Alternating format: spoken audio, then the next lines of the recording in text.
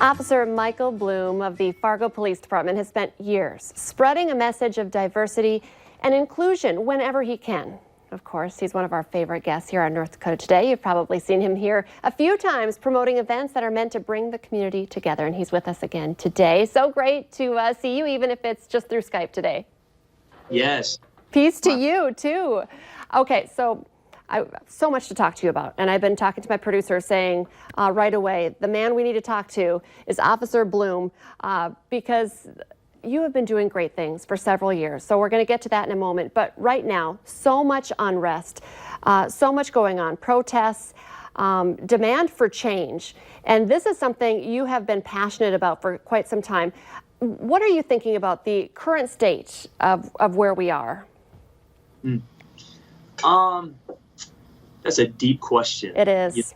We should sit down and have coffee over that sometime. But in the short time we have, when I got into this job, just as a law enforcement officer, period, I don't know how good it actually was in the country, period, between law enforcement and just minorities, people of color, So my whole goal has just been to build bridges and repair the broken bridges that have been made, and just try to love people the best I can. So that's just what I try to do every day, man. It's, people have been hurting for a long time. Our country's been broken for a long time, and I'm just trying to do all I can to repair some of the brokenness out there. You know what I'm saying? What you are doing is really incredible. And it just goes to show that even one person can make a big difference. And you've done so much in the schools. And I kind of want to get into that, because this isn't something you just started now because of the unrest and because of the death of George Floyd or so many other people recently. Why did you start several years ago? I'm just passionate about helping people in need. That's really where it started. And honestly, it was our department and the leadership of our department allowing us to just spread our wings and fly with our passions. You know what I'm saying? And I remember when we first started, it was myself, Officer Nehemiah, Jessica Schindeldecker, when she was still an officer, would come out, and all three of us would just do outreach together and work together. And we were just passionate about people and the needs of people. And when you start making change in just one person's life, it becomes not like a job anymore. It just becomes a way of life. Like I wake up and I'm like, who can I help today? Who can I reach today? And that's how it brought it into the schools. You know what I'm saying? Like, we went from the street to the schools because it was like, let's just reach as many kids as possible with hope, with change, with love. And we're never going to stop. It doesn't really matter what's happening in our country. We're going to fight for our community and love our community and love our kids. So, can you expand on that? Why do you feel it's so important to be in the schools and to work with our young people? They're our future. They're our future. And a lot of kids haven't had it as easy as some others. And so what we're trying to do is just help kids maybe who had a slower start in life, not by any thing they did or even their parents did. It's just sometimes, you don't have as much as others, or you aren't blessed like others are blessed. And so we're just trying to invest in those kids because they are our future. Those are the kids that are going to be in office someday. Those are the kids that are going to be on news stations. Those are the kids that hopefully are going to be police officers and helping the badge become a more trustworthy thing around the nation. So we just want to influence and impact them the best way we can, because they are our future. In 20 years, no one will know who Michael Bloom is, but they will know these kids in Jefferson that are coming up and serving in our city one day. The kids from Fargo South and Fargo North.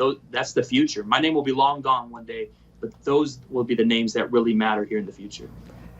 Have the current events changed your plans or events or spurred you to do more?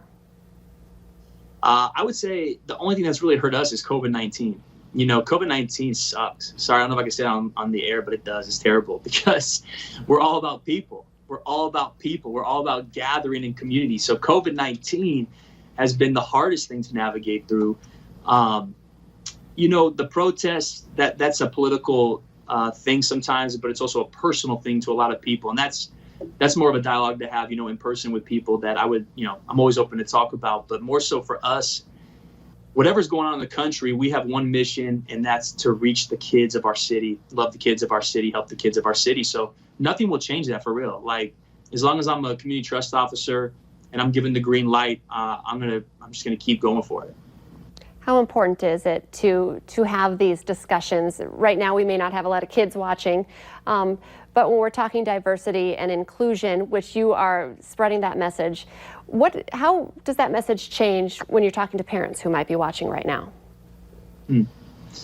I think it's just valuable for parents to listen. I think any of us can become better leaders when we listen, because that's how you learn. And I've actually sat around some wonderful roundtables recently with some men in our community who kind of told me stuff that maybe I knew, but when you heard it from them, like your empathy changed, your understanding changed, and it allowed for relationships to really build through that. And I think a lot of parents can learn just to listen, whether it's to their kids, whether it's to their coworkers or community, to just really, if they want to like work on relationships, when you hear other people and what they've gone through, I think it just really repairs what has been broken really well.